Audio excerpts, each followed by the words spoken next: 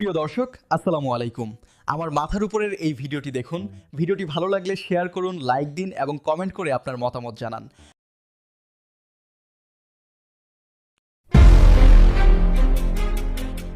বিশ্ববিখ্যাত ইসলামিক বক্তা ডক্টর জাকির নায়েকের বাংলাদেশ সফর ঘিরে গত কয়েক সপ্তাহ ধরে দেশে বিদেশে তৈরি হয়েছিল ব্যাপক উত্তেজনা।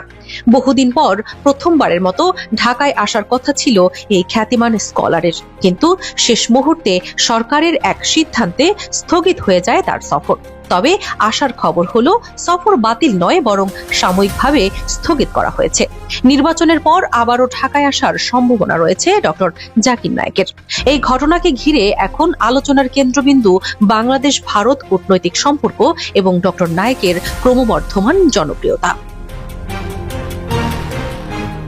চলতি মাসের শেষ সপ্তাহে স্পার্ক ইভেন্ট ম্যানেজমেন্টের আয়োজনে ঢাকায় একটি দাতব্য অনুষ্ঠানে অংশ নেওয়ার কথা ছিল ডক্টর জাকির নায়েকের। তার এই সফরকে ঘিরে ধর্মপ্রাণ মানুষ এবং তরুণ প্রজন্মের মধ্যে তৈরি হয়েছিল ব্যাপক আগ্রহ, কিন্তু মঙ্গলবার সচিবালয়ে অনুষ্ঠিত আইন শৃঙ্খলা সংক্রান্ত কোর কমিটির বৈঠকে হঠাৎ করেই তার সফর স্থগিতের ঘোষণা আসে। স্বরাষ্ট্র মন্ত্রণালয়ের সূত্র জানায়, নির্বাচনের আগে বিশাল জনসমাগমের আশঙ্কায় নিরাপত্তা বাহিনীকে অতিরিক্তভাবে মোতায়েন করতে হতো, যা এই মুহূর্তে সম্ভব নয়। তাই সিদ্ধান্ত নেওয়া হয়েছে নির্বাচনের পর তার সফর নিয়ে পুনর্বিবেচনা করা হবে। বৈঠকে সভাপতিত্ব করেন স্বরাষ্ট্র উপদেষ্টা লেফটেন্যান্ট জেনারেল মোহাম্মদ জাহাঙ্গীর আলম চৌধুরী। যদিও প্রশাসনিক এই ব্যাখ্যার পেছনে আরও গভীর রাজনৈতিক কারণ রয়েছে বলে মনে করছেন বিশ্লেষকরা।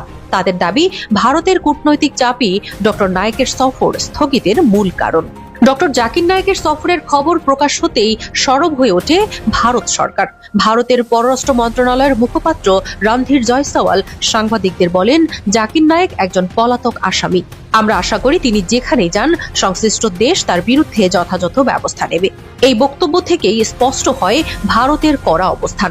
ভারত শুধু প্রতিবাদ করেই থেমে থাকেনি, তারা কূটনৈতিকভাবে বাংলাদেশের উপর চাপ সৃষ্টি করেছে যাতে নায়েকের সফর বাতিল করা হয়।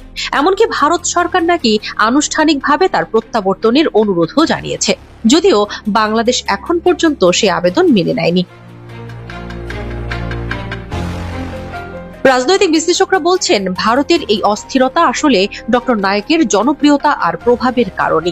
ভারতে তার যুক্তিভিত্তিক ইসলাম প্রচার ক্রমেই হিন্দুত্ববাদী রাজনীতির বিপরীতে এক শক্ত বিকল্প হিসেবে দাঁড়িয়েছিল। ফলে তাকে ফেরত আনার পেছনে ভারতের মূল উদ্দেশ্য রাজনৈতিক, আইনি নয়। ডক্টর জাকির নায়েক শুধুমাত্র একজন বক্তা নন, তিনি আধুনিক যুগের এক